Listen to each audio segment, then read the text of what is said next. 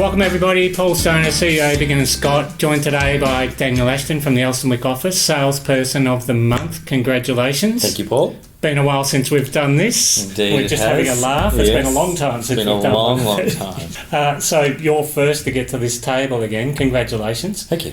A lot of things have changed in the way that we're dealing with selling properties, listing properties, qualifying prices. The big one that I wanted to ask you for all the people watching is, have you changed anything in particular? And is there anything helping you get there quicker? Or you're just thinking on the spot and twisting and turning like everybody else? I'd like to say that I've reinvented the wheel. Yes. But I think, obviously we've been through, a crazy time and we've had to change some systems. And it's funny, you go through something like this and it forces you to look at new avenues and rethink it. Yeah, rethink things a little bit. So things probably have changed. The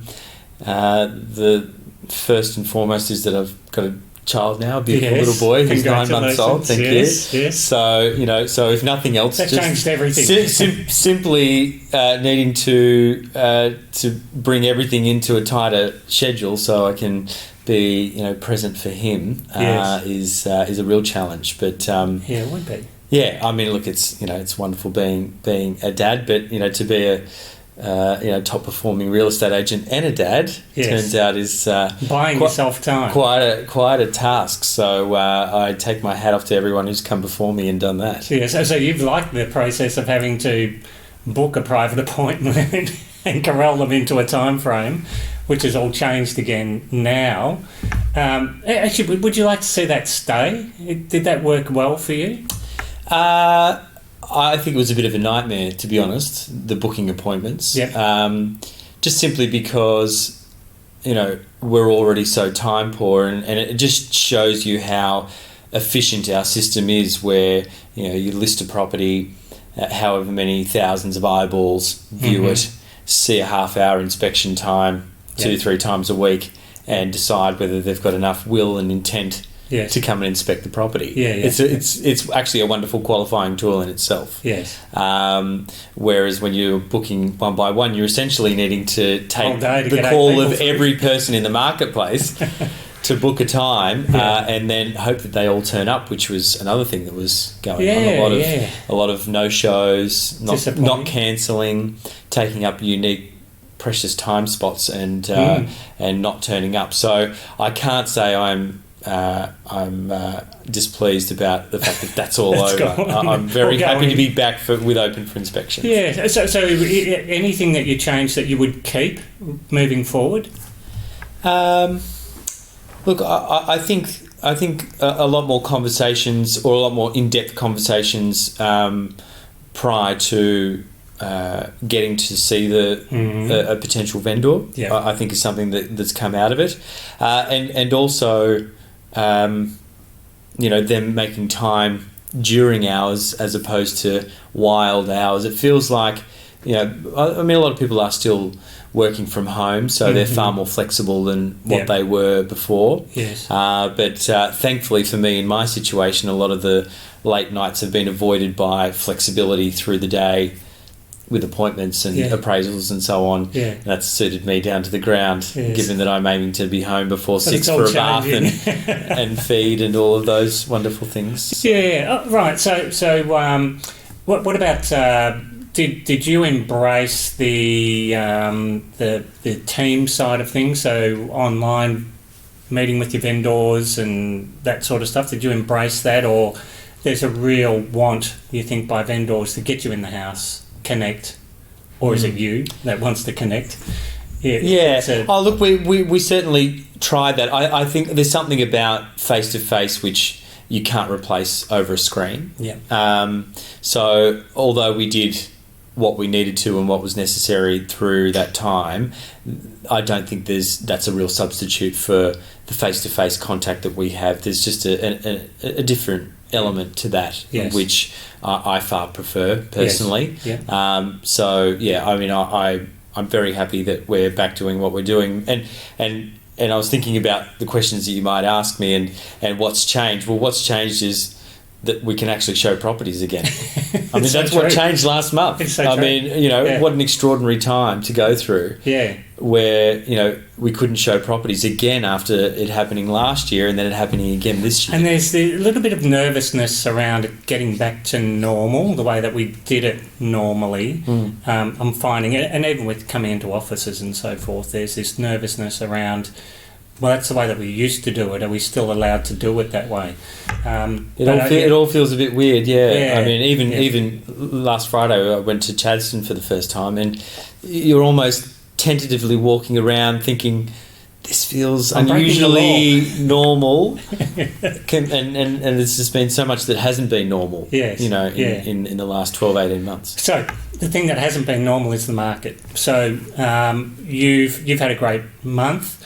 Did you find things were selling quicker, more qualified buyers, or just people the pent up demand side of things? It's like we just want to get on with it. There's no doubt that buyers have been panicking. Yeah. There's definitely a sense of urgency, or there has been a sense of urgency coming out of that last lockdown, and some of the prices. I mean, for houses in particular, there's no doubt in my mind that the values have never been higher than they are now. Yeah. I mean, by a good way. Yeah. And I think that's quite extraordinary, given the set of circumstances. I don't think anyone coming into, well, say this time last year would have predicted that it would be doing what it's doing right now. I mean, in fact, the analysts that get paid hundreds of thousands of dollars were saying that it was going to fall. Well, we kind of predicted that the turnover would be there, but not the prices. No. This is extraordinary. Yeah, absolutely. To the resilience of, I guess, the public, to have the confidence to bid the way that they've been bidding and to spend the money. I get that the money is cheap, and maybe that won't stay that way for too much longer by the sound of it. But even with that being so, it's still baffling to me that we could be going through what we're going through, such an unprecedented time, and yet they're acting with what seems like pure confidence. It's quite amazing, yeah. And we spoke about this before we went on. Never seen any of these conditions before, so it's hard for us to predict or give anybody advice on what's going to happen. What they do on the day is totally left of centre. You don't expect it. Any advice you'd give to the younger team members watching on where you think it's at now and how you're dealing with it?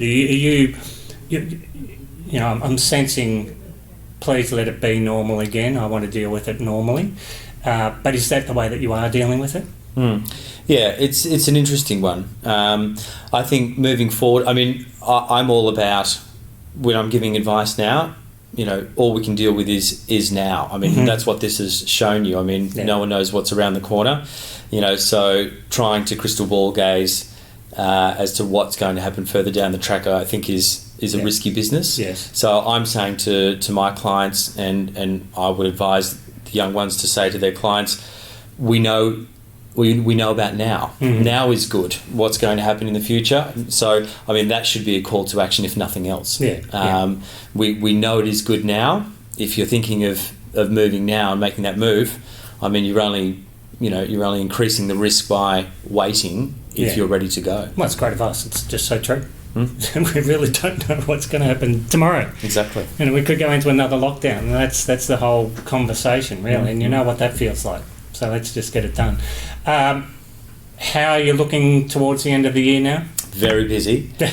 Yeah, very busy. I've had a couple of late starters. So December's, I think the 18th of December's, we're going to go all the way this year to the week before Christmas. Yeah.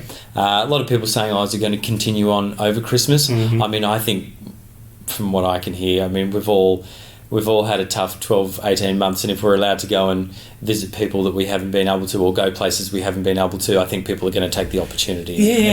So I'm not sure yet, because, again, we haven't seen this, and the fact that we're back out there working, do you keep on going while the demand is there so that, people are fulfilling their want? I'm not sure. I'm just not sure. And it'll be determined by the demand of the vendors, I'm sure. So we'll see whether you have holidays or not. Well, I'm hoping. But no, look, it's funny because, we've spent so long this year not at the office, Yeah. and yet it feels quite exhausting. Yes, it does. Yeah, Probably more so for me with the baby as well. Well, I mean, that's on I top of everyone else. But I feel the general sentiment, I think, is that everyone feels that they've had the anxiety of it all. Yeah. It's tiring. Yeah, it's really it's tiring. been a very exhausting period. So, well, you're dealing with a lot. Certainly the new baby. do I look tired? Is the most, it's the most I didn't important sleep much thing. last night. It's the most important thing, and it's part of the Big and Scott culture to spend time with family. So you've got to make sure you get that right. We probably should do a whole session on how you're handling that, because I know that changes. That I could daily. talk about for a long time. But congratulations. Thank you. It's going to be a really busy run. It's a sprint now till the end of the year. Absolutely. So, set yourself up, keep yourself fit and healthy, which you always do, and hopefully we'll see you at the awards Christmas party. Absolutely, looking forward to it. Yeah, thanks for watching, everyone. Thanks, Paul. Thanks, guys. Just a quick thank you to our sponsors this year, ULR, Land Rover and Jaguar. Each of our salespeople for the month get to drive a car of their choice for the weekend. So thanks, guys. Long ago, my heart and mind got together and designed a wonderful girl for me.